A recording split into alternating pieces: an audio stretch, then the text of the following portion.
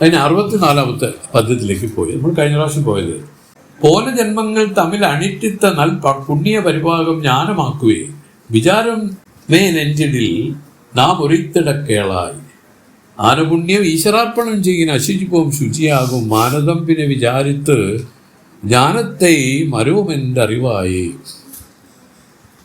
പോന ജന്മങ്ങൾ തമ്മിൽ അനിട്ടിത്ത കഴിഞ്ഞുപോയ അനന്ത ജന്മങ്ങളിൽ അനുഷ്ഠിച്ചു വന്ന നർ പുണ്യപരിഭാഗം സൽക്കർമ്മ പുണ്യപരിഭാഗമായത് ജ്ഞാനമാക്കുമേ ജ്ഞാനോദയമാക്കും വിധം ചെയ്യും.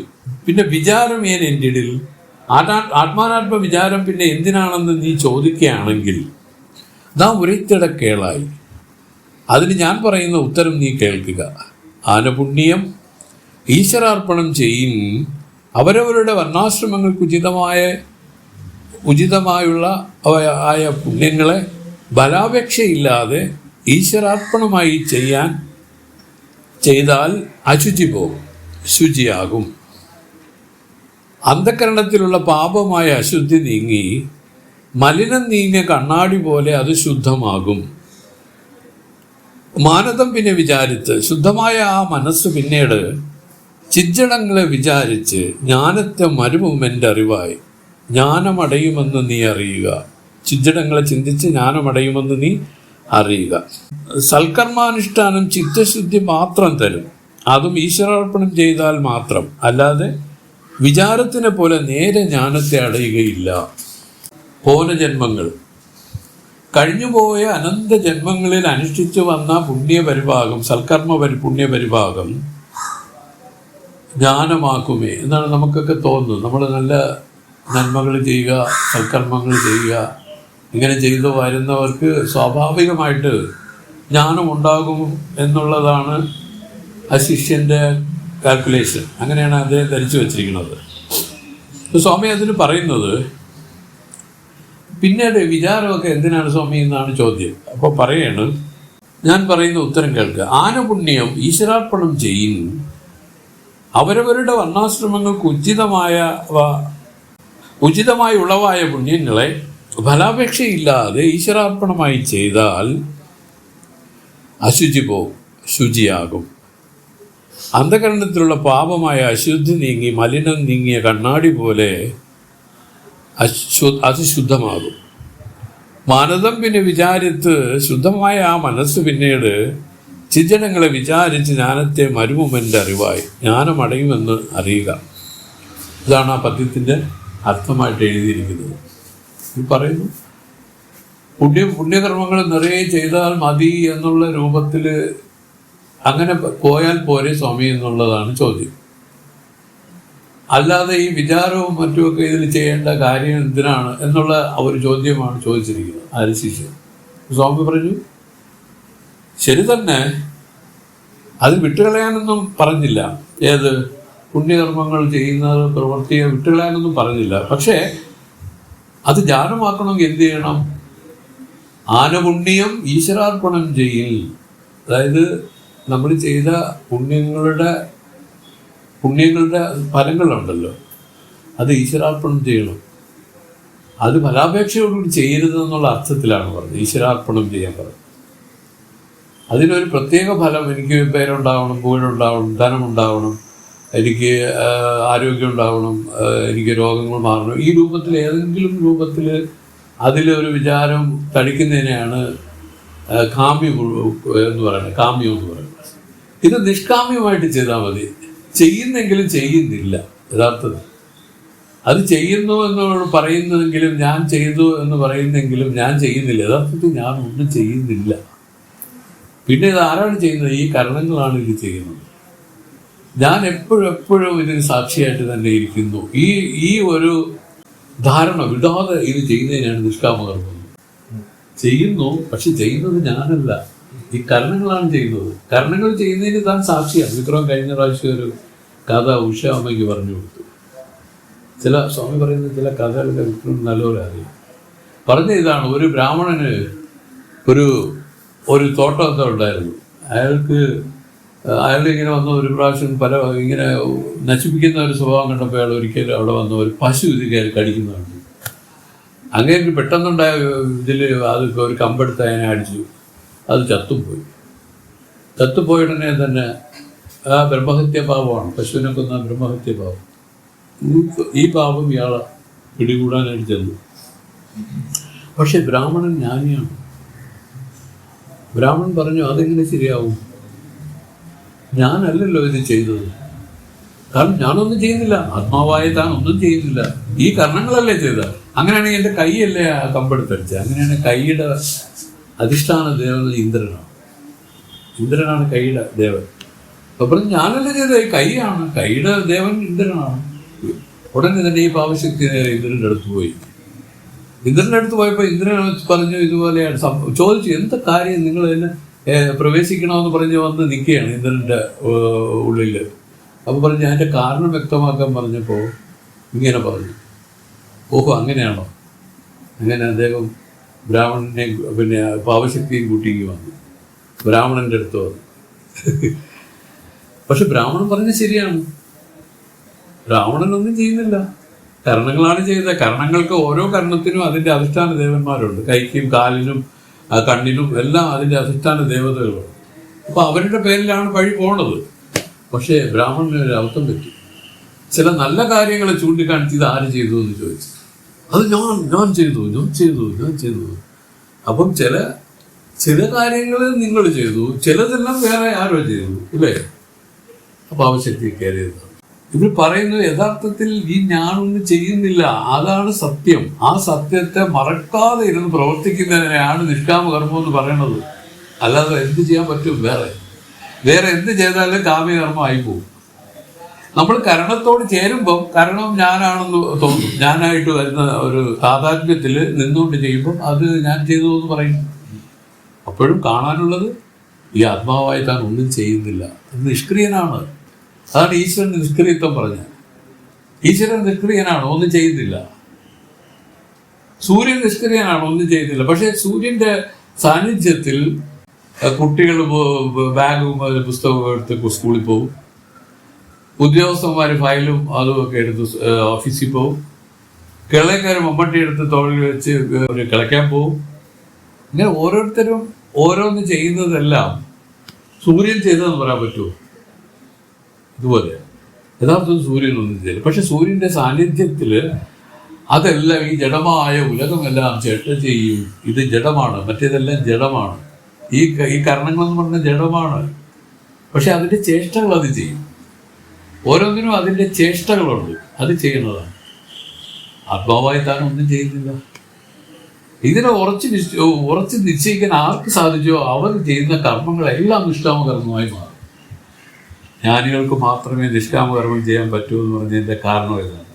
കാരണം അവർക്കറിയാം ഈ ആത്മാ നിഷ്ക്രിയനാണെന്നും അത് ഒന്നും ചെയ്യുന്നില്ലെന്നും അതിന് ഉദയാസമനങ്ങളില്ലെന്നും അതാണ് വാസ്തവമെന്നും അതിന് തോന്നലായിട്ടാണ് ഈ കർണങ്ങളൊക്കെ ഇതിൽ ഇരിക്കണതെന്നും ഇതെല്ലാം അറിയാവുന്ന ശ്രുതി പറഞ്ഞ് നമുക്കുമൊക്കെ അറിയാമെങ്കിലും അവർക്ക് അപരോക്ഷമായി അറിയാൻ സാധിച്ചു.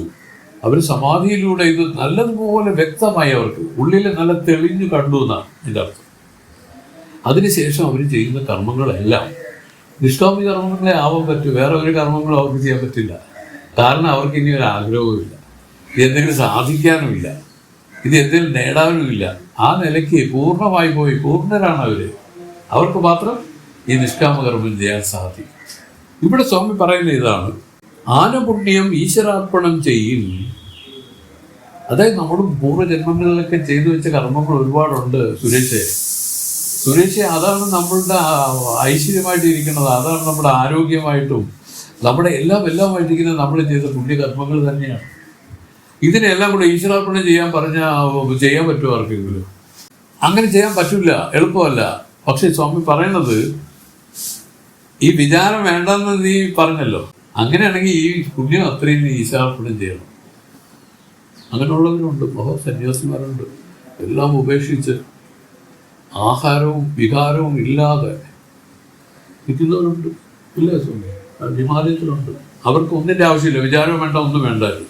വാസ്തവം നിന്നത് അല്ലെന്നല്ല പറഞ്ഞത്. പക്ഷെ ആ പുണ്യം അത്രയും ഈശ്വരാർപ്പണം ചെയ്യാനുള്ള കഴിവ് അവർക്കുണ്ട്. അത്ര വൈരാഗ്യമുള്ളവർ ആരുണ്ട് ലോകത്ത്? വിശക്കുമ്പോൾ ആഹാരം വേണ്ടേ? ശ്വസിക്കാൻ വായു വേണ്ടേ? ഇതെല്ലാം ബന്ധിച്ച് നിർത്താൻ കഴിയുമെങ്കിൽ നീ പറയുന്നത് വാസ്തവം തന്നെ നടക്കാത്ത കാര്യമാണ്. അപൂർവമായിട്ട് ഇല്ലെന്നും പറയാനൊക്കില്ല, മഹത്തുക്കളുണ്ട്. ആനപുണ്യം ഈശ്വരാർപ്പണം ചെയ്യിൽ അശുചിഭവം ശുചിയാവും. അങ്ങനെ ശുചിയാവുന്ന സമയത്ത് യഥാർത്ഥത്തിൽ നടക്കുന്ന വിചാരം തന്നെയാണ് മാനദം. പിന്നെ വിചാരത്ത് ജ്ഞാനത്തെ മരുവും എൻ്റെ അറിവായ ആത്മാനാത്മാക്കളെ വിവേകിച്ച് ആത്മാവ് ഇത് അനാത്മാവ് ഇതെന്ന് വേർതിരിച്ച് അറിയാൻ സാധിക്കും അവർക്ക്. അവർ മാത്രമാണ് ഈ മുക്തി അടയുന്ന ആൾക്കാർ എന്നാണ് പറഞ്ഞ് ഈ പദ്യത്തിൽ വെച്ചിരിക്കുന്നത്. അതാണ് പോന ജന്മങ്ങൾ തമ്മിൽ അഴിച്ചിത്ത പുണ്യപരിഭാഗം ജ്ഞാനമാക്കുവേ വിചാരം നെഞ്ചിടിൽ നാം ഒരിത്തിടക്കേളായി. ഈ വിചാരമൊക്കെ എന്തിനാണ് സ്വാമി എന്ന് ചോദിക്കുകയാണെങ്കിൽ സ്വാമി പറയുന്നു, ഞാനിപ്പോൾ പറയുന്നത് നീ കേൾക്കുക. ആനപുണ്യം ഈശ്വരാർപ്പണം ചെയ്യിൽ, അതായത് അനന്ത ജന്മങ്ങളായി നീ പുണ്യകർമ്മങ്ങളൊക്കെ ചെയ്ത് നേടിയ ആ പുണ്യഫലമെല്ലാം നീ ഈശ്വരദത്തം ചെയ്യാം. നിന്റെ ധനം അത്ര ഈശ്വരദത്തം ചെയ്യും, നിന്റെ ആരോഗ്യം ഈശ്വരദത്തം ചെയ്യും, നിന്റെ സർവസ്വവും ഈശ്വരദത്തം നിനക്ക് ചെയ്യാൻ സാധിച്ചാൽ അശുചിപോ ഈ പറയുന്ന മാലിന്യങ്ങൾ മാറും, ശുചിയാകും. മനസ്സ് അന്ധകരണം പരിശുദ്ധമായി മാറും. അപ്പോൾ സ്വാഭാവികമായിട്ട് ഈ ജ്ഞാനം അവിടെ ഉണ്ടാവും. ജ്ഞാനം എന്ന് പറയുന്നത് തൻ്റെ യഥാർത്ഥ സ്വരൂപത്തെ അറിയുന്നതാണ്. തൻ്റെ യഥാർത്ഥ സ്വരൂപത്തെ അറിയാതിരിക്കുന്നത് ജ്ഞാനം. തൻ്റെ യഥാർത്ഥ സ്വരൂപത്തെ അറിയുന്നത് ജ്ഞാനം. താൻ ആരാണ്? അതാണ് ഇത് ഞാൻ ആരാണ്? ഞാൻ ഒരു ഗഹനമായ ചോദ്യമുണ്ട്. അത് ഒരടിക്ക് ആൻസർ ഇല്ല. അത് അപ്പോഴും തന്നെ നിർവികൽപ്പ സമാധിയാണ് അതിൻ്റെ ആൻസർ. ആരാണെന്ന് ചോദിച്ചാൽ ആ സമാധി ഇതിൽ വരുന്നതാണ് ഇതിൻ്റെ ഉത്തരം. അല്ലാതെ ഞാൻ ദേഹമല്ല, ഞാൻ ഇന്ദ്രിയമല്ല, മനസ്സല്ല, ഇതെല്ലാം മനസ്സാണ്. ഈ മാനസികം, ഇങ്ങനെയുള്ള മാനസികവും ഇതിൽ വേണ്ടെന്നല്ല പറയണത്. ഈ അനുസന്ധാനം ഇതിൽ നമ്മളെപ്പോലുള്ള മന്ദമുമുക്ഷുകൾ ചെയ്യണം. യഥാർത്ഥത്തിൽ ഈ ഞാൻ ആരെന്ന് ചോദിച്ചാൽ നിർവികൽപ്പ സമാധിയാണ് അതിൻ്റെ ഉത്തരം. ഈ രൂപത്തിലാണ് ഇത് നിൽക്കുന്നത്. അങ്ങനെ 64ാമത്തെ പദ്യമാണ് ഇത്. ആനപുണ്യം ഈശ്വരാർപ്പണം ചെയ്യുന്ന അശുചിഭവം ശുചിയാകും മാനദം പിന്നെ വിചാരിത്ത് ജ്ഞാനത്തെ മരുവും എന്തറിവായി. പത്തിയും വൈരാഗ്യവും പലലോകവും അണിമാതി ചിത്തിയും തവനിട്ടയും യോഗവും ധ്യാനവും ചാരൂപമുക്തിയെ തരും. വിചിത്ര കരുമങ്ങൾ മോഹമാത്തിരം തള്ളും. കുത്തി തന്നിടൽ അരുമയോ വിചാരമേ പുണ്യ ഗുരുമൂർത്തെ. ഇനി ഇദ്ദേഹത്തിന് ഒറ്റ കാര്യമില്ല, ഈ വിചാരത്തിൻ്റെ ആവശ്യം എന്നുള്ള ചോദിച്ച് നിൽക്കുകയാണ്. വീണ്ടും പറയാണ്, പത്തിയും വൈരാഗ്യവും പരലോകവും അണിമാതി ചിത്തിയും തവവും തവനിട്ടയും യോഗവും ധ്യാനവും സ്വരൂപമുക്തിയും തരും. വിചിത്ര കരുമങ്ങൾ മോഹമാത്തിരം തള്ളും. പുത്തി തന്നിടൽ അരുമയോ വിചാരമേ നെഞ്ചിൽ പുണ്യ ഗുരുമൂർത്ത്. ഭക്തിയും ഈശ്വരനിൽ ഭക്തിയും വൈരാഗ്യവും എല്ലാറ്റിലും നിരാശയും. വൈരാഗ്യം എന്ന് പറഞ്ഞാൽ എല്ലാത്തിലും വരുന്നൊരു നിരാശയാണ്.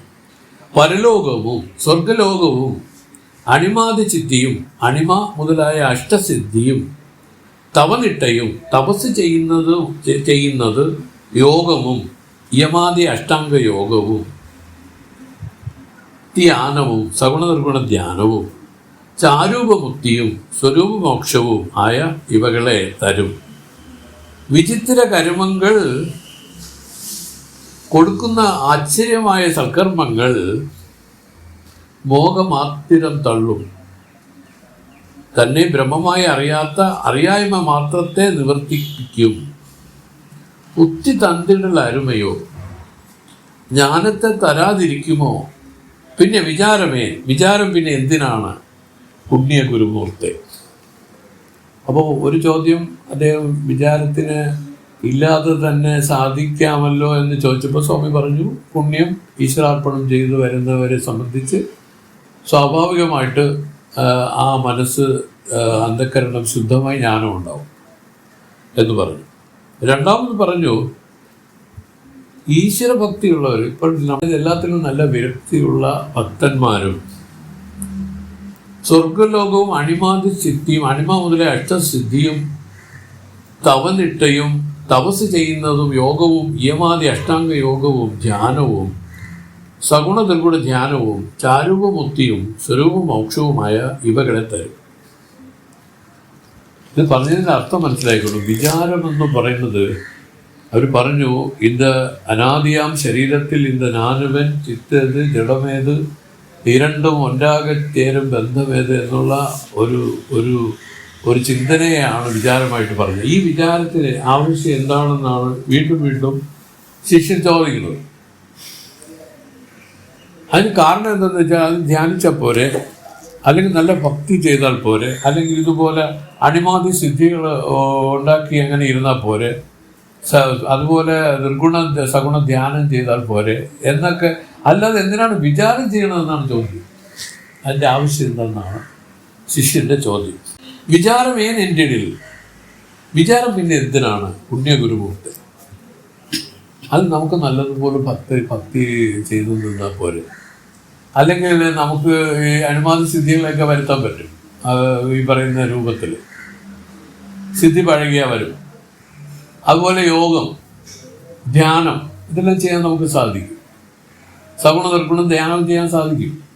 ഇപ്പോൾ സ്വാമി പറഞ്ഞു, അതാണ് പറഞ്ഞത്. അങ്ങനെയാണെങ്കിൽ മുക്തി തന്നിടൽ അരുമയോ, ആ മുക്തി തരാൻ വലിയ പാടോ ഇതൊക്കെ ഉണ്ടെങ്കിൽ എന്നുള്ള ചോദ്യം ചോദിച്ചതിന് മറുപടി പറയാൻ പോവുകയും, പുണ്യരൂപമായ അല്ലയോ ഗുരുവേ, ഗുരുവിന് പുണ്യരൂപമായിട്ടാണ് പറഞ്ഞത്. 66 ആ പദ്യത്തിൽ. ഈ പദ്യത്തിൽ പ്രത്യേകിച്ച് ഒന്നുമില്ല. വീണ്ടും വിചാരമില്ലാതെ തന്നെ സാധിച്ചൂടെ എന്നുള്ള ഒരു ചോദ്യമാണ് ചോദിച്ചത്. സ്വാമി പറയുന്നു, വിചാരമില്ലാതെ ജ്ഞാനത്തെ അടയാൻ പറ്റില്ല എന്ന് സ്വാമി പറയുന്നു. അതിന് ആദ്യത്തെ പദ്യത്തിൽ പുണ്യം ഈശ്വരാർപ്പണം ചെയ്യാൻ പറഞ്ഞു. രണ്ടാമത് വീണ്ടും ചോദിച്ചപ്പോൾ സ്വാമി പറയുന്നു, വേടം മാറിയ പേർകളെ അറിയവേ വേണ്ടിനാർ മകനെ കേൾ, കൂടമാം അവർ സ്വഭാവങ്ങൾ ശീലങ്ങൾ കുറികൾ ആയ്തറിയാമൽ, ഓടിയും കുതിത്തും തലകീഴ് നിன்று ഉയർന്ന കമ്പത്തേറി ആടിയും പല കരുമങ്ങൾ ചെയ്യനും അവൻ ഉണ്മൈ തെരിയാതെ. വേടം മാറിയ പേർകളെ അറിയവേ വേണ്ടിനാർ മകനെ കേൾ, കൂടമാം അവർ സ്വഭാവങ്ങൾ ശീലങ്ങൾ കുറികൾ ആയ്തറിയാമൽ, ഓടിയും കുതിത്തും തലകീഴ് നിன்று ഉയർന്ന കമ്പത്തേറി ആടിയും പല കരുമങ്ങൾ ചെയ്യനും അവൻ ഉണ്മൈ തെരിയാതെ. തൻ്റെ വേഷം മാറി കള്ളവേഷം ധരിച്ച് ഒളിച്ചു കഴിയുന്നവരെ അറിയണമെന്ന് എങ്കിൽ മകനെ നീ കേട്ടാലും മറഞ്ഞിരിപ്പവരായ അവരുടെ ഗുണങ്ങളെയും ശീലങ്ങളെയും അടയാളങ്ങളെയും ആഴ്ന്നറിയാതെ, അവർ ഇന്നാരെന്ന് അറിയാതെ ഓടിയും ബഹുദൂരം കാൽച്ചിക്ക ഓടിയാലും കുതിച്ചു പാഞ്ഞാലും തലകീഴായി കാൽമേലായി നിന്നാലും ഉയർന്ന കമ്പത്തേറെ ആടിയിലും ഉന്നതമായ കമ്പിയുടെ മേലെ കയറി കൂത്താടിയാലും പല കർമ്മങ്ങൾ ചെയ്യലും ഇനിയും അനേക കർമ്മങ്ങൾ ചെയ്താലും അവർ ഉണ്മ തെരിയാതെ. വേഷം മാറി നടക്കുന്നവരുടെ വാസ്തവസ്ഥിതി അറിയാൻ കഴിയുകയില്ല. ഇവിടെ സമയം അതിൻ്റെ മുഖവര പറഞ്ഞതേ ഉള്ളൂ. കാരണം വിചാരത്തിൻ്റെ പ്രസക്തി പറഞ്ഞിട്ട് അതിനെ ഉറപ്പിക്കാൻ പോവുകയാണ്, യുക്തിഭദ്രമായിട്ട് ഉറപ്പിക്കാൻ പോവുകയാണ്. അതിനു വേണ്ടി പറയുന്നു, സ്വാമി പറയുന്ന ഇതാണ്, വേഷം മാറി ഒരാൾ നടക്കുന്ന ഒരാളിനെ എങ്ങനെ അറിയാമെന്ന് ചോദിച്ചാൽ, ഒരു വേഷം മാറിയതുകൊണ്ട് ആ രൂപം കണ്ട് അറിയാൻ പറ്റില്ല. പിന്നെ അറിയാൻ പറ്റുന്ന എന്താണ്? അവരുടെ ശീലങ്ങൾ, കുറികൾ, സ്വഭാവങ്ങൾ, ഗുണങ്ങൾ, ഇതിനെല്ലാം ആഴ്ന്നറിയണം. എന്തായാലും അവർ വേഷം മാറി നടക്കുകയാണ്. പക്ഷെ അത് അവരെ പറ്റി അറിയണമെങ്കിൽ എന്ത് ചെയ്യണം? പിന്നെ അറിയാവുന്നത് അവരുടെ സ്വഭാവങ്ങൾ, അവരുടെ ചില ശീലങ്ങൾ ഒക്കെ വെച്ച് നമ്മൾ പറയില്ലേ, ആ ശീലം കണ്ടിട്ട് ഇന്ന ആളിനെ പോലെ തോന്നുന്നൊക്കെ പറയില്ലേ, അതുപോലെ. അപ്പോൾ ആ രൂപത്തിൽ അറിയാൻ സാധിക്കുകയുള്ളൂ. അല്ലാതെ വേറെ രീതിയിൽ ബഹുദൂരം കാൽച്ചിക്ക ഓടിയാലും, ഇത് കണ്ടിട്ടില്ലേ, ഭക്തിയിൽ കണ്ടിട്ടില്ലേ, കാല് തെറിക്ക ഓടുമെന്ന് പറയും, കാല് ചിക്കി ഓടും എന്നുവെച്ചാൽ അതൊക്കെ ഓരോ തരം ഭക്തിയാണ്. തല തെറിക്ക ഓടുമെന്ന് പറയും, വീഴൊക്കെ ചെയ്യും, അതൊന്നും അല്ലൊരു പ്രശ്നമേ അല്ല. കാൽച്ചിക്ക ഓടിയാലും കുതിച്ചു പാഞ്ഞാലും ചിലർ ദേഹത്ത് അടിക്കും, ഭയങ്കരമായിട്ട് ശക്തിയായിട്ട് അടിക്കും. ചാട്ടവാറിട്ട് ഇല്ല, കണ്ടിട്ടില്ലേ? ഇങ്ങനെ അങ്ങോട്ട് താറുമാറടിക്കും, എല്ലാം അടയാളങ്ങളൊക്കെ വീഴും. ഇതെല്ലാം ഭക്തിയുടെ ലക്ഷണങ്ങളാണ്. സ്വാമി പറയുന്നത് വേഷം മാറി നടക്കുന്നവരെ അറിയണമെങ്കിൽ എന്ത് വേണം? അവരുടെ ശീലങ്ങൾ, അവരുടെ കുറികൾ, അവരുടെ സ്വഭാവങ്ങൾ എല്ലാം ആഴ്ന്നറിയണം. വളരെ സൂക്ഷിച്ച് നിരീക്ഷിക്കണം, വളരെ സൂക്ഷ്മമായി നിരീക്ഷിക്കണം. അല്ലാതെ ഓടിയും കുതിത്തും തലകീഴായി നിന്റെ കമ്പത്തേറി ആടിയ ചിലര് ശീർഷാസനം ചെയ്യും, തല കുത്തി ഇങ്ങനെ മേളായിട്ട് നിന്ന് ധ്യാനിക്കും. ധ്യാനത്തിന് എത്ര വിധത്തിലുണ്ട്. അതുപോലെ ശൂലത്തിന്റെ മുകളിൽ കയറി ഇരുന്ന് ധ്യാനിക്കും, അങ്ങനെയുണ്ട്. ഇങ്ങനെ എന്തെല്ലാം ചെയ്താലും സ്വാമി പറയുന്നു വേഷം മാറി നടക്കുന്നതിന് അറിയാൻ പറ്റില്ല. അനേക കർമ്മങ്ങൾ ചെയ്താലും ഉണ്മ தெரியாது. വേഷം മാറി നടക്കുന്നവരുടെ വാസ്തവസ്ഥിതി അറിയാൻ പറ്റില്ല. പക്ഷെ വാസ്തവസ്ഥിതി അറിയണമെങ്കിൽ എന്ത് വേണം? അവൻ്റെ സ്വഭാവങ്ങൾ അറിഞ്ഞിരിക്കണം, ശീലങ്ങള്, കുറികള്, ഇതെല്ലാം അറിഞ്ഞ് ഏകാന്തത്തിൽ സൂക്ഷ്മമായിട്ട് അതിനെ അന്വേഷിക്കണം. സൂക്ഷ്മമായിട്ട്, അല്ലാതെ ചാടുകയോ ഓടുകയോ കമ്പത്ത് കയറി ഇരിക്കുകയോ വലിയ പ്രവർത്തനങ്ങൾ നടത്തുകയോ ഒന്നും ചെയ്തിട്ട് കാര്യമില്ലെന്നാണ് അർത്ഥം. ഇതിനർത്ഥം അങ്ങനെ 67 കൂടെ നമുക്ക് വായിക്കെങ്കിലേ അത് കിട്ടുള്ളൂ. ഇന്തവാർ അപ്പിരമത്തെ അറിവിക്കും ഇലക്കണത്താൽ വേദം ചൊന്ന ஞானமும் விசாரத்தால் வருமென்று சுருதிநூல் படித்தாலும் அன்னதானங்கள் தவங்கள் மந்திரங்கள் ஆச்சாரங்கள் யாகங்கள் என்ன செய்யினும் തന്നെത്താൻ അറിയുന്നത് ഇവകളാൽ വരാതെ. ഇത് പരിപൂർണതയിലേക്ക് സ്വാമി കൊണ്ടുപോവുകയാണ്. നമ്മൾ മനസ്സിലാക്കാനുള്ള വലിയ കാര്യങ്ങളാണിത്. ഇന്തവാർ അപ്പിരമത്തെ അറിയിക്കും ഇലക്കണത്താൽ വേദം ചൊന്ന ஞானமும் വിചാരത്താൽ വരുമെഞ്ചി ചുരുതിനൂൽ പഠിത്താലും അന്നദാനങ്ങൾ തവങ്ങൾ മന്ദിരങ്ങൾ ആചാരങ്ങൾ യാഗങ്ങൾ என்ன ചെയ്യലും തന്നെത്താൻ അറിയുന്നത് ഇവകളാൽ വരാതെ.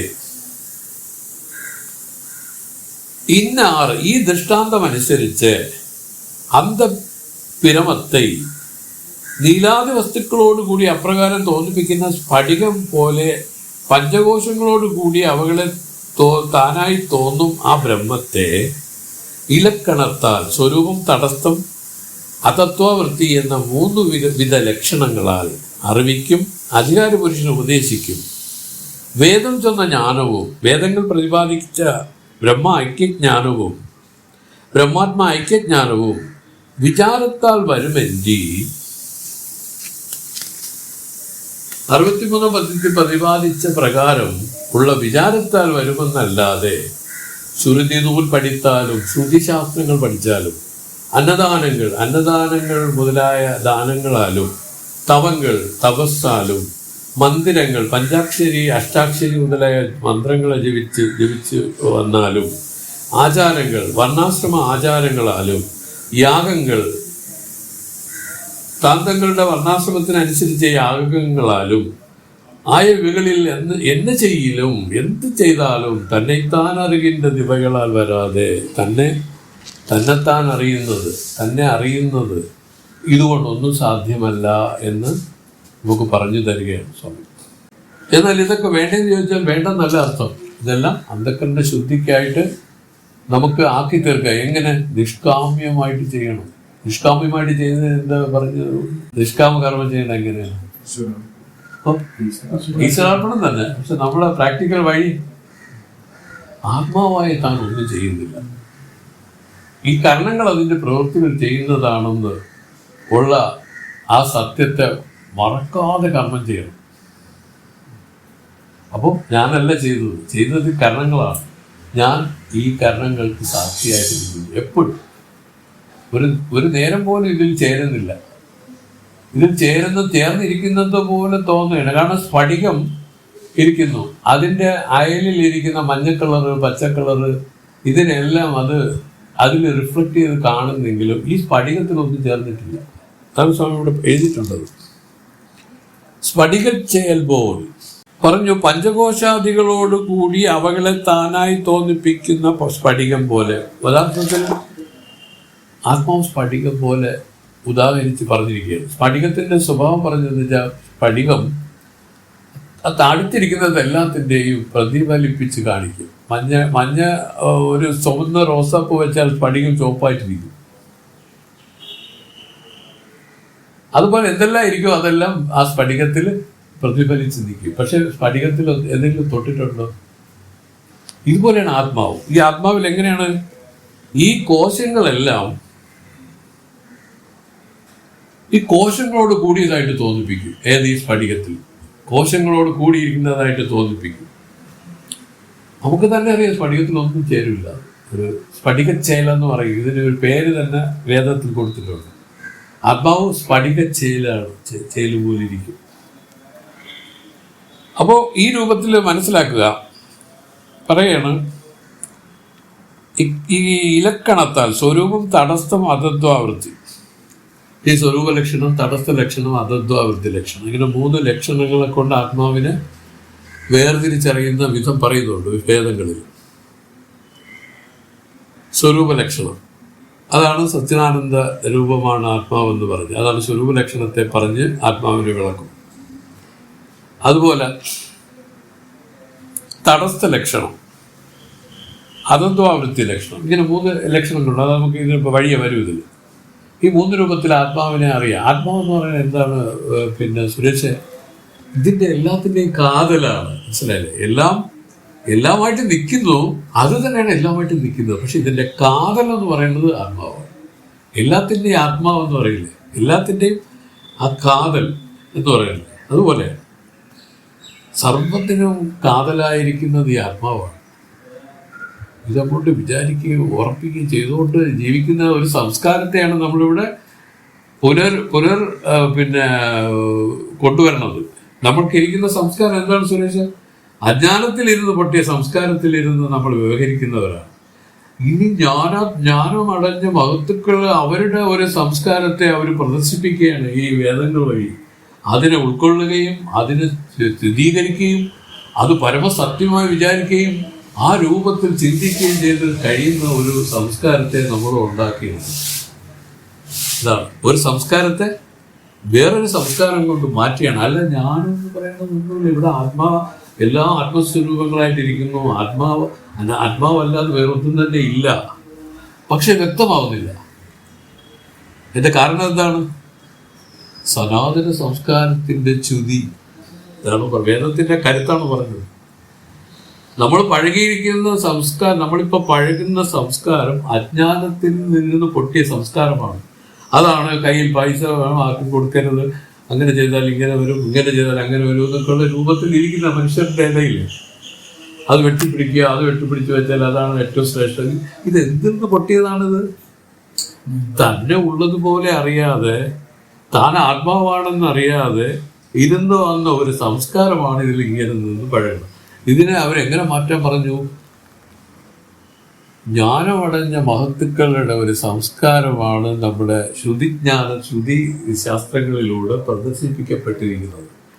ഈ സംസ്കാരത്തെ നമ്മൾ കേൾക്കുകയും ഈ സംസ്കാരത്തെ പഴകുകയും ചെയ്തു വന്നാൽ ആ സംസ്കാരം ഇല്ലാതായി ഈ സംസ്കാരം അതിന് ഉദയമാവും. ഇത് ജ്ഞാനമാണ്. ഇത് ആരാണിത് പറഞ്ഞു വെച്ചിരിക്കുന്നത്? ജ്ഞാനികൾ.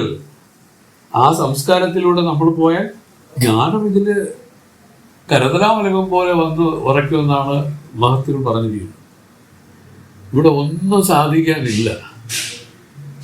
കേവലം ബുദ്ധിയുടെ അസംഭാവന, വിപരീത ഭാവന എന്ന 2 ദോഷങ്ങളിലേക്ക് ഇതിനെ മാറ്റാൻ വേണ്ടിയാണ് നമ്മൾ പരിശ്രമിക്കുന്നത്.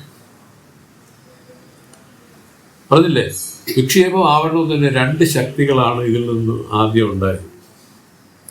വിക്ഷേപം ആവരണം എന്ത് ചെയ്യുന്നു വെച്ചാൽ വസ്തുവിനെ മറച്ചു. താൻ ബ്രഹ്മമെന്നിരുന്ന അതിനെ മറച്ചു കളഞ്ഞു. ആവരണം വിക്ഷേപം എന്ത് ചെയ്തു? അതിനെ തേടിയുള്ള സഞ്ചാരം ആരംഭിച്ചു. ഇതാണ് വിക്ഷേപം. നമ്മൾ ഏതിനെയാണ് നോക്കണം? ഏതിനെയാണ് തേടുന്നത്? സുഖത്തെയാണ് തേടുന്നത്. സുഖം ആത്മാവിൻ്റെ രൂപമാണ്. ഈ ലോകവസ്തുക്കളിൽ നമ്മൾ സുഖമായിരിക്കണം എന്നുള്ള ഒരു ചില ദുഃഖമായിരിക്കാൻ പോയി ആരെങ്കിലും പ്രവർത്തിക്കും അല്ലേ? നമ്മുടെ പ്രവർത്തനം എന്താണ്? സുഖമായിരിക്കണം. അതിന് നമ്മളുടെ അജ്ഞാനത്തിൽ കുറിച്ച ആ സംസ്കാരം നമുക്ക് പറഞ്ഞു തന്നു. ആരെ ദ്രോഹിച്ചിട്ടാണെങ്കിലും കുറച്ച് ബാങ്ക് ബാലൻസ് വേണം, കുറച്ച് കാര്യങ്ങളെല്ലാം വേണം. ഇത് ആര് പറഞ്ഞു? നമ്മുടെ അജ്ഞാന സംസ്കാരം ഇതിലിരുന്ന് പ്രവർത്തിച്ചതാണത്. ജ്ഞാന സംസ്കാരം എങ്ങനെയാണ് പറയണത്? ഇതല്ല പറയണത്, ഇതിൽ നിന്ന് വേറിട്ടാണ് അത് പറയുന്നത്. കാരണം എന്താ വെച്ചാൽ ഈ ആത്മാവായ താൻ ഒരിക്കലും അനാത്മാവായിട്ട് വന്നിട്ടില്ല. പക്ഷെ ഇത് തിരിച്ചറിയാതെ ഇരിക്കുന്നത് കൊണ്ട് ഈ കരണങ്ങൾ ഇതിൽ ബഹളാത്മകമായി നിൽക്കുന്നു. ഇതിനെ ഒന്ന് ഉപശമിച്ചാൽ മാത്രം മതി. ബുദ്ധിയുടെ അസംഭാവന വിപരീതഭാവന നീങ്ങിയാൽ മതി, ജ്ഞാനം ഉണ്ടായി. ജ്ഞാനം എന്ന് വെച്ചാൽ ആ സംസ്കാരം സനാതന സംസ്കാരത്തിലേക്ക് വന്ന് വീണു എന്നാണ് അർത്ഥം. മഹത്തുക്കൾ കണ്ടിട്ടില്ല, മഹത്തുക്കളെല്ലാം ആ സനാതന സംസ്കാരത്തിൽ വന്ന് വീണവരാണ്. അവർക്ക് ആ പഴയ ആ അജ്ഞാന സംസ്കാരം പൂർണ്ണമായി നശിച്ചവരാണ്. അവർക്ക് ഈ ലോഭവും മോഹവും ഡംഭവും ഗർത്തവും ഒന്നുമില്ല. ശുദ്ധാന്തകരണന്മാരാണ് അവർ. അങ്ങനെ അവർ കഴിയും. എന്നിട്ട് അവർക്ക് ശരീരം എന്ന് പറഞ്ഞാൽ ഇതിൽ വന്നിരിക്കുന്ന ഒരു വാഹനം പോലെയാണ്. അത് കളയും, ചിലപ്പോൾ അവർ കളയും, ചിലരത് നേരത്തെ കളയും, ചിലർ കുറച്ച് കാലം കഴിഞ്ഞ് കളയും. അവരുമായിട്ട് എന്ത് ബന്ധം? ശരീരമായിട്ട് ഒരു ബന്ധവുമില്ല. പക്ഷെ ഒരു ഐഡന്റിറ്റി നമുക്ക് തോന്നിയത് അവരിൽ ഇങ്ങനെയാണ് തോന്നിയത്. അവരെല്ലാം ആത്മസ്വരൂപങ്ങളാണ്, സർവത്ര ആത്മസ്വരൂപമാണ്. അങ്ങനെയാണ് ആ രൂപത്തിലൊക്കെ ആ കാഴ്ചപ്പാടുകൾ നമുക്ക് ഉണ്ടാവുകയും അങ്ങനെ ചിന്തിച്ചെപ്പോഴും അങ്ങനെ ചിന്തിച്ച് വരികയും ചെയ്താൽ നൂതനമായ അരുളുകൾ ഇതിൽ നിന്നുണ്ടാവും. വേദങ്ങളുടെ ശരിക്കുള്ള സാരം അറിയുന്ന അവരാണ്, അല്ലാത്തവരൊന്നും അറിയുന്നില്ല. വേദത്തിന്റെ നിശ്ചിതാർത്ഥം ആരറിയും? ജ്ഞാനി അറിയും. ജ്ഞാനി എന്ന് വെച്ചാൽ ഈ അജ്ഞാന ഇരുള് നീങ്ങിയ ആള്. ഈ മന്ദാന്തകാലത്തിലെ പാമ്പ് തോന്നി സത്യമായി നിന്നത് നശിച്ച ആള്. അവിടെ പാമ്പുമില്ല, ഒന്നുമില്ല, കേവലം താൻ മാത്രം എന്നുള്ള ഏകം ഏവം അദ്വിതീയമായ ബ്രഹ്മസാക്ഷാത്കാരത്തിൽ അവരിയ്ക്കും. പിന്നെ ഇത് പറഞ്ഞതിൻ്റെ അർത്ഥമാണ് പറഞ്ഞത്. സ്വാമി പറയുന്നു, വേഷം മാറി നടക്കുന്നവരെ പറ്റി അറിയണമെങ്കിൽ എന്താണ് ചെയ്യാനുള്ളത്? ഈ പറഞ്ഞ കണക്ക് കാൽച്ചിക്ക ഓടിയാലോ, തലകീഴിൽ നിന്ന് കമ്പത്തേറി തപസ് ചെയ്താലോ, എന്ത് ചെയ്താലും, അന്നദാനങ്ങൾ, യാഗങ്ങൾ, മന്ദിരങ്ങൾ എന്നെ ചെയ്യലും തന്നെത്താൻ അറിയിന്റെ ദിവകളാൽ വരാതെ. ഇതിനൊന്നും ഈ ഒരു രൂപത്തിലോ അല്ല ഈ ജ്ഞാനം ഇതിൽ വന്നു ചേരുന്നത് എന്നർത്ഥം. ഇത്രയാണ് പറഞ്ഞു. ഇവിടെ പറയുന്നു, ഇന്തവാർ എന്ന പിരമത്തെ അറിവിക്കും ഇലക്കണത്താൽ വേദം ചൊന്ന ജ്ഞാനവും വിചാരത്താൽ വരുമന്റി സുരുചി നൂൽ പഠിത്താലും അന്നദാനങ്ങൾ, തവങ്ങൾ, മന്ദിരങ്ങൾ, യാഗങ്ങൾ എന്നെ ചെയ്യലും തന്നെത്താൻ അറികിന്റെ ദിവകളാൽ വരാതെ. അടുത്ത 68 ഇത്രയുള്ളത്. തുളങ്ക് തർപ്പണം അഴുക്കറ കൈകൊണ്ട് തുലക്കിനാൽ പോമന്റി വിളങ്കു ബുദ്ധിയാൽ ഉലകിൽ ആർത്തുലക്കിനാൽ വിമല ദേശികമൂർത്തി. കളങ്കമാകും അജ്ഞാനത്തെ അജ്ഞാനവും അപ്പടി കരുമത്താൽ കഴുകാമൽ ഉളങ്കുറിത്ത ജ്ഞാനത്താൽ എപ്പടി ഒഴിയുമെൻ ഈത് അരുൾ വീരേ.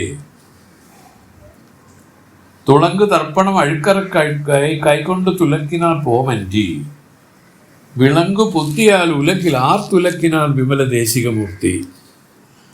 കളങ്കമാകും അജ്ഞാനവും അപ്പടി കരുമത്താൽ കഴിവാമൽ ഉളങ്കുറിത്ത ജ്ഞാനത്തിനാൽ എപ്പടിപ്പോ ഒഴിയുമീത് അരുളീരേ.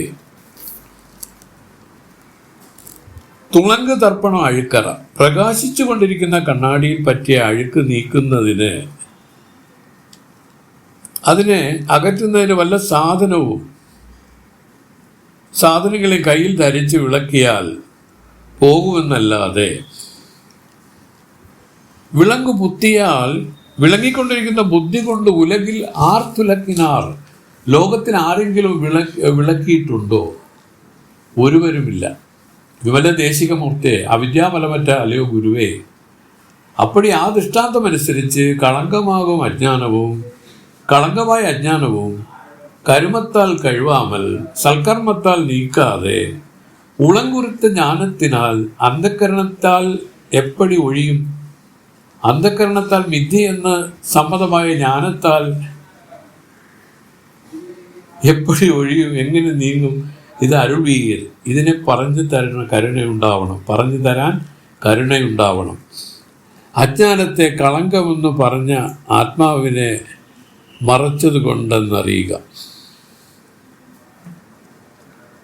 അജ്ഞാനത്തെ കളങ്കമെന്ന് പറഞ്ഞത് ആത്മാവിനെ മറച്ചത് കൊണ്ടെന്നറിയുക. വീണ്ടും അദ്ദേഹത്തിൻ്റെ സംശയം തീർന്നില്ല.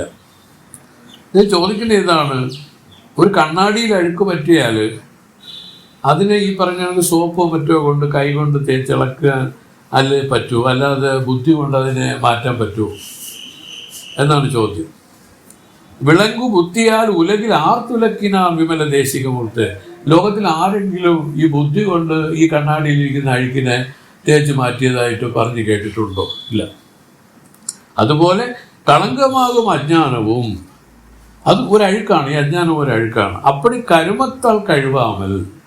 ഈ കർമ്മം എന്ന് പറഞ്ഞാൽ ഈ നേരത്തെ തേച്ചിളക്കിയ കണ്ണാടിയിലിരുന്ന അഴുക്കിനെ സോപ്പോ മറ്റോ ഒക്കെ ഇട്ട് തേച്ച് കളഞ്ഞതുപോലെ കൈകൊണ്ട് തേച്ച് കളയാതെ ഉളംകുറിത്ത ജ്ഞാനത്താൽ എപ്പടി ഒഴിയും.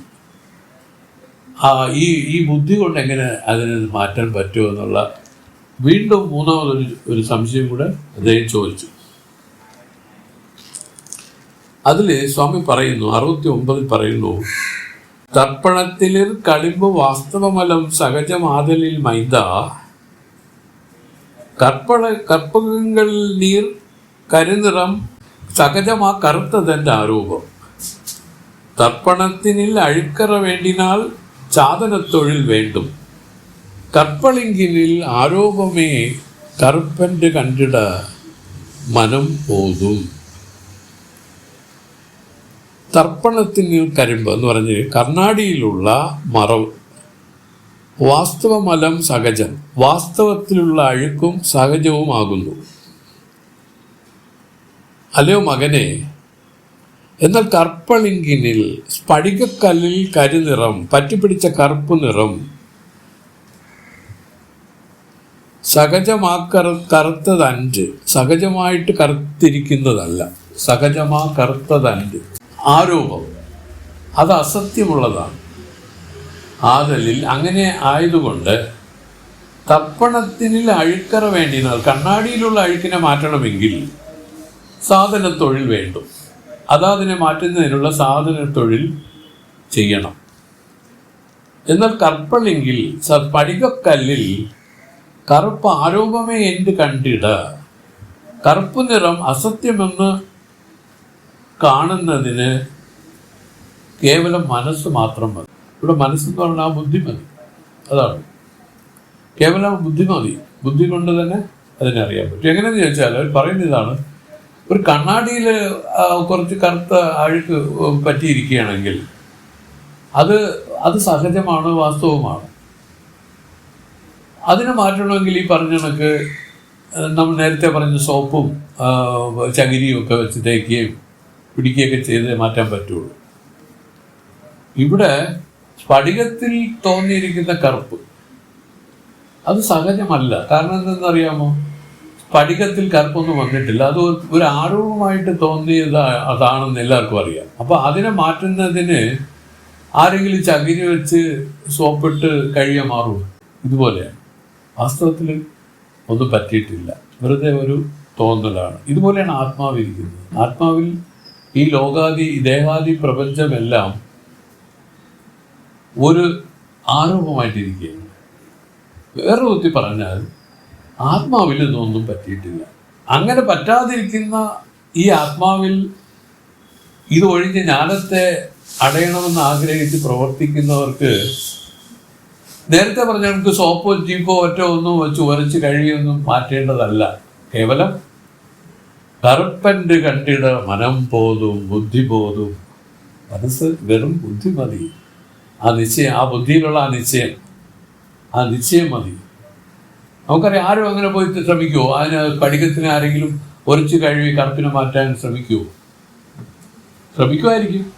അത്രയും മൂഢാത്മാക്കൾ. അതാണ്, നമ്മളെല്ലാം മൂഢാത്മാക്കളാണ്. അതിൻ്റെ ആത്മാവിൽ പറ്റിയ ഈ അജ്ഞാനത്തിനെ മാറ്റാനായിട്ട് നമ്മൾ എന്തൊക്കെയോ ചെയ്യും. പക്ഷെ അതുകൊണ്ടൊന്നും ഈ സാക്ഷാത്കാര ജ്ഞാനം ഇതിൽ വരില്ല എന്നാണ് ഇത് പറഞ്ഞത്. ഇത് മുടിവായ ശാസ്ത്രങ്ങളാണ്. ഇത് നല്ല ഉത്തമ അധികാരികൾക്കാണ് ഇത് പറയാനുള്ളത്. ഇവരെയൊക്കെ പോലുള്ള അവരെല്ലാം വിട്ടു നിൽക്കുകയും ഇവരെ സംബന്ധിച്ച് അത് ഗ്രഹിക്കുന്ന രീതി വേറെയാണ്. നമ്മൾ വേറെ ആളുകളെ പോലെയല്ല. അപ്പോൾ വാസ്തവത്തിൽ ഇങ്ങനെയാണ് ഇതിരിക്കുന്നത്. ഇതൊരു ആരോപമാണെന്ന് അന്നേ പറയുന്നത്. അല്ലേ സുരേഷ്? ആരോപമായിരിക്കുന്നത് ഇത് ആത്മാവിൽ തൊട്ടിട്ടില്ല. അത് വെറും സ്ഫടികത്തിൽ കറുപ്പ് തോന്നിയ പോലെ ഇരിക്കുകയാണ്. അങ്ങനെയുള്ള കറുപ്പ് മാറ്റണമെങ്കിൽ സ്ഫടികത്തിൽ ആരെങ്കിലും സോപ്പിട്ട് കഴിയെ മാറ്റിയവരുള്ളൂ. അത് അങ്ങനെ ഒന്നും സംഭവിച്ചിട്ടില്ല. അത് ശ്രുതി പറഞ്ഞതിനെ വിശ്വസിച്ചുകൊണ്ട് ആ ദൃഢനിശ്ചയത്തോടുകൂടി ഇത് സംബന്ധിച്ച് വരുന്ന വ്യവഹാരങ്ങളെ നിലപ്പിക്കണം. അല്ല, ഇത് സംബന്ധിച്ച് എന്താണ് ഉണ്ടാവുന്നത്? വ്യവഹാരമല്ലേ. ഇല്ലാത്ത പാമ്പിനെ പറ്റിയാണ് നമ്മൾ സങ്കടപ്പെടുന്നത്. മുയൽക്കൊമ്പ്, കയറ്റിൽ പാമ്പ്, മലടിയുടെ മകൻ, പിന്നെ ആകാശത്തിൽ നീല, ഇതെല്ലാം വാസ്തവത്തിൽ ഇല്ലാത്തതാണ്. അപ്പൊ ഇതില്ലെന്ന് അറിയുന്നതിന് സാധനത്തൊഴിൽ വേണ്ട. സാധനത്തൊഴിൽ എന്ന് വെച്ചാൽ എന്തെങ്കിലും കർമ്മങ്ങൾ ചെയ്ത് മാറ്റാൻ പറ്റില്ലെന്നാണ് അർത്ഥം. സാധനത്തൊഴിൽ കേവലം ജ്ഞാനം കൊണ്ട്, അതാണ് ബുദ്ധിയുടെ ആ നിശ്ചയം കൊണ്ട് ഇത് മാറും. ഇതുപോലെയാണ് ഇതും. വാസ്തവത്തിലെ ആത്മാവിൽ ഒന്നും സംഭവിച്ചിട്ടില്ല. പക്ഷെ എന്തൊക്കെയോ സംഭവിച്ചതുപോലെ ഒരു തോന്നലാണ്. വാസ്തവമല്ല ഇത് കേട്ടോ. ഇതിനെയാണ് ശ്രുതിക്ക് പറയാനുള്ള ഒരേ ഒരു വാക്കാണ് ഇത് ഇടയ്ക്കിടയ്ക്ക് പറഞ്ഞുകൊണ്ടിരിക്കുന്നത്. അങ്ങനെ ഇരിക്കുന്നതിൽ ഇത് സംബന്ധപ്പെട്ടിരിക്കുന്ന രൂപത്തിൽ സഹജമായി ഇരുന്ന് വ്യവഹരിക്കുന്നതായിട്ടാണ് നമ്മൾ ഇരിക്കുന്നത്. ഇതിനാണ് ജീവത്വം. 3 തരം താതാത്മ്യങ്ങൾ ഇതിൽ വരും. സഹജ താതാത്മ്യം, കർമ്മജ താതാത്മ്യം, ഭ്രാന്തി താതാത്മ്യം. ഈ സഹജ താതാത്മ്യം ശരീരം പോകുന്നത് വരെ നിലനിൽക്കുക. കർമ്മജവും ഭ്രാന്തിജവും നശിക്കും. കർമ്മജം എപ്പോഴും നശിക്കുന്നു വെച്ചാൽ ഉറക്കത്തിൽ നശിക്കും. സുഷുപ്തിയിൽ കർമ്മജം നശിക്കുകയാണ്. ഭ്രാന്തി എങ്ങനെ മാറും? ജ്ഞാനം കൊണ്ട് ഈ ഭ്രാന്തിജ താതാത്മ്യവും ഇല്ലാതാവും. കർമ്മജവും ഭ്രാന്തിജവും ജ്ഞാനം കൊണ്ടും നമുക്ക് സുഷുപ്തിയിൽ അറിയാൻ സാധിക്കും, ഇല്ലാതാവും. പക്ഷെ സഹജ താതാത്മ്യം അങ്ങനെ തന്നെ ഇരിക്കും. ഈ ശരീരം പോകുന്നവരെ ഇരിക്കും. ഞാൻ ചെയ്യുന്നു എന്ന് പറയുമ്പോൾ ആ രൂപത്തിൽ ഇണക്കി ഭഗവാൻ വെച്ചിരിക്കുന്നത്. അവിടെ എന്ത് ചെയ്യണം? ഈ സഹജം മാറ്റാനായിട്ട് നമ്മൾ ജ്ഞാനം പഴകണം. എങ്ങനെ? ജ്ഞാനമല്ല ചെയ്യുന്നത്, ഇതെല്ലാം കരണങ്ങളാണ് ചെയ്യുന്നത്.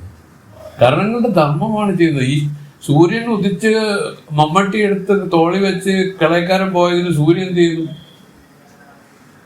വേണമെങ്കിൽ സൂര്യൻ അതും ആരോപിച്ചേ പറയാൻ. നിങ്ങളാണ് ഇതെല്ലാം ചെയ്യണമെന്ന് പറയും പോലെയാണ് ആത്മാവാണ് ഇതെല്ലാം ചെയ്യുന്നത് നമ്മൾ പറയുന്നത്. കരണങ്ങൾക്ക് അതാതിൻ്റെ ധർമ്മങ്ങളുണ്ട്. മനസ്സെന്ത് ചെയ്യും? മനസ്സിൻ്റെ ധർമ്മം എന്തിനാണ്? സങ്കല്പിക്കൂ. ബുദ്ധിയുടെ ധർമ്മം എന്താണ്? നിശ്ചയിക്കും. ചിത്തത്തിൻ്റെ ധർമ്മം ആലോചിക്കും. എന്ന് വെച്ചാൽ പഴയ കാര്യങ്ങളെല്ലാം ഓർമ്മിക്കും. ഇതിനാണ് ചിത്തം ചെയ്യുന്നത്. അഹങ്കാരത്തിൻ്റെ ധർമ്മം എന്താണ്? ഞാനൊന്ന് ഊറ്റം കൊള്ളും. ഞാൻ ആരെന്നറിയാം, കൊള്ളാം. 8-10 പേര് വന്ന് പിടിച്ചാൽ എന്നെ ഒന്നും ചെയ്യാൻ പറ്റില്ല, അത്ര വലിയ ഭയന്മാനാണെന്നുള്ള അത് ഏതെങ്കിലും തരത്തിൽ ഞാൻ എല്ലാവർക്കും ഉണ്ട്. പക്ഷെ അത് തന്നെയാണ് ഇതിൻ്റെ പ്രവർത്തിക്കാനുള്ള ഊർജം, അല്ലേ? അല്ലെങ്കിൽ പിന്നെ ചത്ത് കിടക്കുമ്പോൾ കിടക്കേണ്ടി വരില്ലേ? എല്ലാത്തിൻ്റെയും ആ ഊർജവും അത് തന്നെയാണ്. അതാണ് ഇതിൽ ആത്മാവ് ചേരുന്നതെന്ന് പറഞ്ഞത്. പക്ഷെ ചേരുന്നില്ല. നമ്മളത് ഭാവിച്ചുണ്ടാക്കുക. ഇത് നല്ല അറിയണമെങ്കിൽ അവർ പറയുന്നത് നല്ലപോലെ വിചാരം ചെയ്ത് ആ ജ്ഞാനം ഇതിൽ ഉത്ഭവിക്കണം. ഇപ്പം ക്രിസ്റ്റൽ ക്ലിയറായി മാറും. അതിനുവേണ്ടി അവർ പറഞ്ഞു തന്ന സൂത്രം ഈ പറയുന്ന കണക്ക് അന്നദാനങ്ങൾ, തവങ്ങൾ, മന്ദിരങ്ങൾ, യാഗങ്ങൾ എന്നെ ചെയ്യലും തന്നെത്താൻ അറിയുന്ന ദിവകളാൽ വരാതെ തന്നെ അറിയുന്നതാണ് ജ്ഞാനം. തന്നെ അറിയാതിരിക്കുന്നത് എന്താണ്? അജ്ഞാനം. എല്ലാവരും അജ്ഞാനികളായിട്ടിരിക്കുന്നു. എന്നിട്ട് അജ്ഞാനത്തിലിരുന്ന് വൃത്ത ധർമ്മങ്ങളിൽ അഭിമാനിച്ച് എങ്ങനെ മരണം വരെയും ചെയ്യുന്നു. മരിക്കുന്ന ആ ടൈമിൽ മാത്രം അവർ തിരിച്ചറിയുന്നു എന്നാണ് പറയുന്നത്.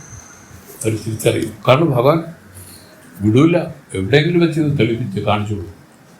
അതോടുകൂടി കുണ്ഠിതരായി അവർ ഐകുണ്ഠത്തേക്ക് പോകാനുള്ളവർ കുണ്ഠിതാത്മാക്കളായിട്ട് പോകും. പിന്നെയും പോയി ഏതെങ്കിലും ഇവർ പറയുന്ന ഏതെങ്കിലും യോനിയിൽ പോയി അത് പതിച്ച് അവിടെ അടുത്ത് ജനിച്ച് അങ്ങനെയുള്ളത് കഷ്ടപ്പെടും, നരകിക്കും.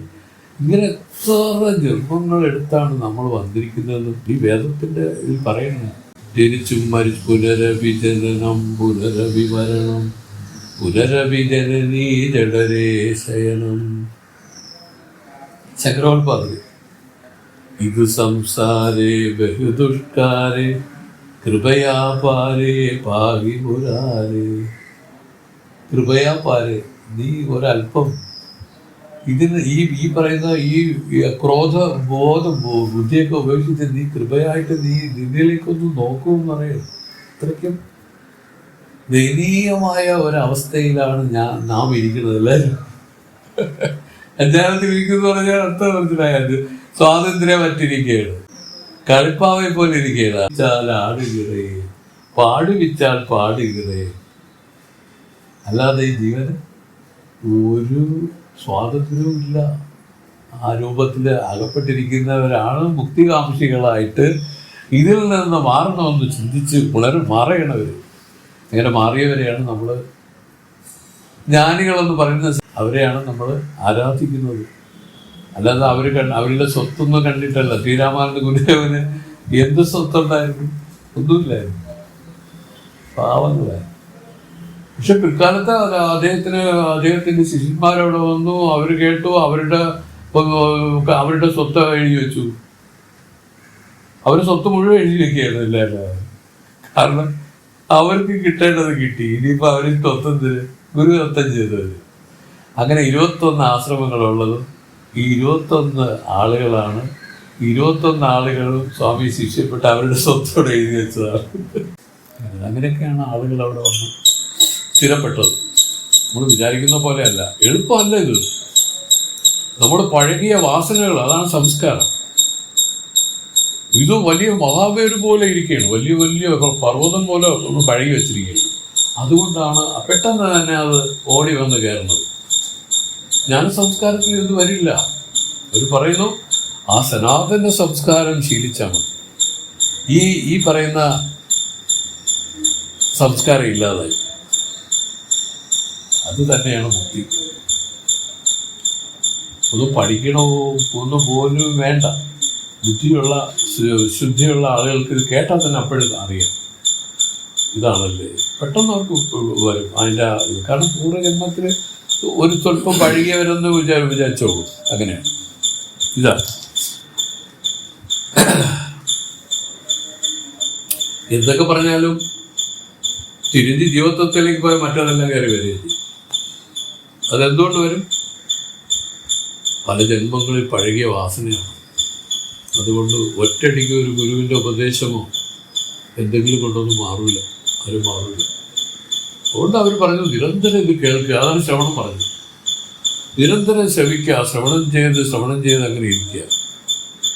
ചിന്താൻ സ്വാമി പറയുന്ന വാക്ക് പറയണമെങ്കിൽ യാമങ്ങൾ തോറും കിളികൾ ചിലയ്ക്കുന്നത് പോലെ ഈ ഗുരുനാഥൻ ചിലച്ചുകൊണ്ടിരിക്കും. അത് കേൾക്കും, ചിലർ കേൾക്കും. അടുത്തിരിക്കണമെന്ന് വെച്ച് കേൾക്കണമെന്നില്ല. ഉണ്ടോ? കേൾക്കണമെന്നില്ല. അതുകൊണ്ട് യാമം തോറും ചെലുത്തോണ്ടിരിക്കുമ്പോൾ എപ്പോഴെങ്കിലും ഒരു സമയം ഇത് കേൾക്കും, കേൾക്കാതിരിക്കില്ല. അങ്ങനെ കേൾക്കുമ്പോൾ ആ കേൾക്കുന്നതിനകത്ത് എന്താണെന്ന് ചിന്തിക്കും. ഓഹോ ഇതാണല്ലോ എന്ന് ആ ബുദ്ധിയിൽ ഇത് വരും. അതിനെയാണ്. അപ്പൊ അതിന്റെ പരമാർത്ഥത്തെ ബോധിച്ച ഉടനെ തന്നെ ഈ സമാധിയിൽ വന്നു ചേരും. അത് തന്നെയാണ് നമുക്ക് നിർവികൽപ്പ സമാധിയായിട്ട് വന്നിട്ട് അതിന്റെ പ്രതിവിജ്ഞാ സംസ്കാരത്തിൽ പിന്നെ ഈ ശരീരമുള്ളവരെ ജീവിക്കാൻ പറ്റും. അവർ ജ്ഞാനികളായിട്ട് പിന്നെ പറയണം. അപ്പൊ ഇതിനെയാണ് നമ്മൾ ആഗ്രഹിച്ച് പ്രവർത്തിക്കുന്നത്. ഇതില് ലോകത്തെ വെച്ച് കമ്പയർ ചെയ്യുന്ന സമയത്ത് ഇതില് തുലവും ഒരു 1% പോലും ആളുകൾ കാണില്ല. 99% അജ്ഞാനത്തിലിരുന്ന് വലിയ രാജാക്കന്മാരായിട്ടും കോടീശ്വരന്മാരായിട്ടും അങ്ങനെയായിട്ടും വലിയ ആരോഗ്യവാന്മാർ അങ്ങനെ ഇരിക്കുന്നവരേ ഉള്ളൂ. ഇവരുടെ ഇടയിൽ ഈ 1% വരുന്ന ജ്ഞാനികൾ എങ്ങനെ ഇരിക്കണം നോക്കണം.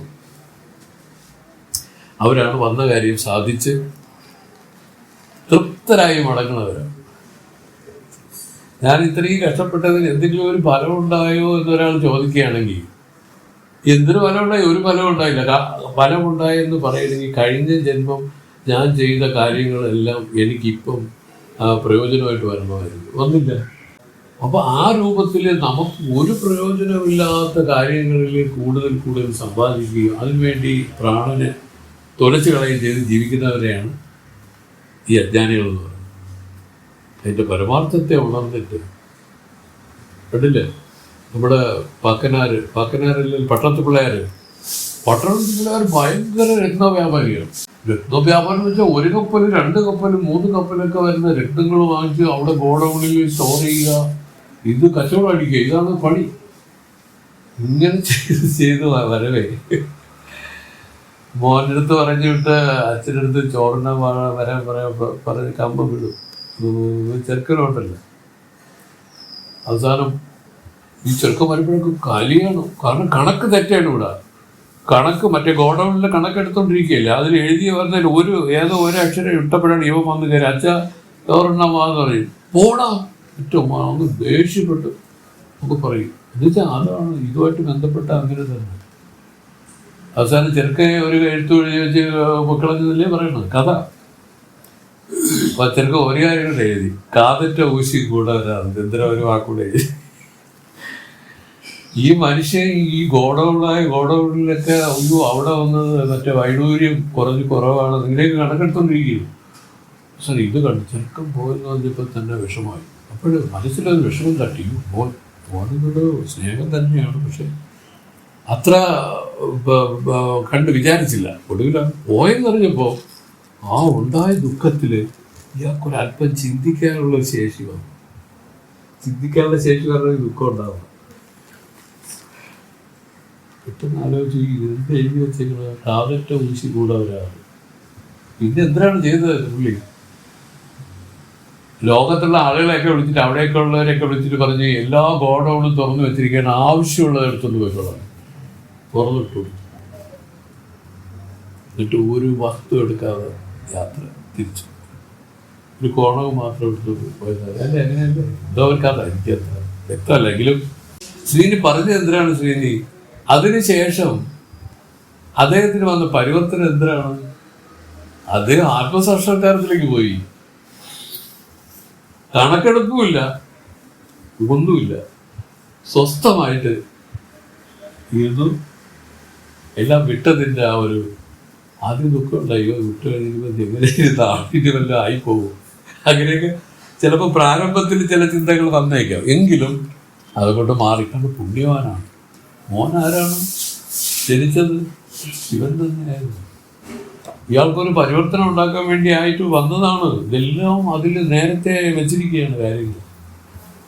അപ്പോൾ എല്ലാം വിട്ടത് തന്നെയാണ്. വിട്ടിടത്തിൽ നിഷ്ഠയോഗം സാധിക്കും ഉത്തമർകൾ ശിഷ്യരാകും. ഇതാ വിട്ടെന്ന് പറഞ്ഞാൽ മനസ്സിന് ചിന്തിക്കാൻ ഒരു കാര്യങ്ങളുമില്ല. അല്ലെങ്കിൽ അതെന്തായി ഇതെന്തായി അയ്യോ അതങ്ങനെയല്ല ഇതിപ്പോൾ അങ്ങനെ ചെയ്തങ്ങനെ. ഇതെല്ലാം മാനസികം. മനസ്സ് ശുദ്ധമായി വൃത്തികൾ വെടിഞ്ഞു നിവൃത്തമായി മനസ്സ് മാറിയെന്നാണ് അർത്ഥം, വേറൊന്നുമില്ല. അങ്ങനെ മാറിയതോടുകൂടി ആനന്ദ അനുഭൂതി ഇതിൽ വന്ന് തിളയ്ക്കാൻ തുടങ്ങി ആ മനസ്സിൽ തന്നെ. അത് അവസാനം അത് തന്നെ ആ ബുദ്ധിയെ പ്രവർത്തിപ്പിച്ചു, ജ്ഞാനം ഉണ്ടാക്കി കൊടുത്തു. അതൊക്കെ തന്റെ യഥാർത്ഥ സ്വരൂപത്തെ പ്രത്യക്ഷമായി അറിഞ്ഞു. തന്നെ അപരോക്ഷ ജ്ഞാനം ഉണ്ടായിരുന്നത് പ്രത്യക്ഷമായി അറിഞ്ഞു. പരോക്ഷ ജ്ഞാനം എന്ന് വെച്ചാൽ ശ്രുതികൾ പറഞ്ഞത് കേട്ട് അറിഞ്ഞതിനെയാണ് പരോക്ഷ ജ്ഞാനം എന്ന് പറയുന്നത്. അപരോക്ഷം എന്ന് വെച്ചാൽ പ്രത്യക്ഷമായി അറിഞ്ഞു, കണ്ണിന് നേരെ കണ്ടതുപോലെ. ഇതിനെയാണ് പ്രത്യക്ഷ ജ്ഞാനം അല്ലെങ്കിൽ അപരോക്ഷ ജ്ഞാനം എന്ന് പറയുന്നത്. അത് അദ്ദേഹത്തിന് ആ ജന്മം കൊണ്ട് സാധിക്കാൻ സാധിച്ചത് എന്തുകൊണ്ട് സുരേഷ്? ആ രക്തവുമായിട്ട് ബന്ധിച്ച് കിടന്നെങ്കിൽ കണക്കുകൂട്ടി പ്രാന്തെടുത്ത് ചാവാനല്ലേ പറ്റും. എത്ര കണക്കൂട്ടി ശരിയാവും? 2 രൂപ കുറഞ്ഞു പോയാൽ ഇവർ വീണ്ടും കൂട്ടും. അറിയാം അത് എവിടെയോ ഒരു മിസ്റ്റേക്ക് പറ്റിയല്ലോ.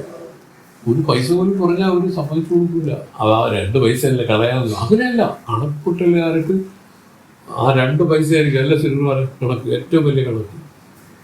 അതുകൊണ്ട് അവർ വീണ്ടും കൂട്ടി, പിന്നെയും കൂട്ടി.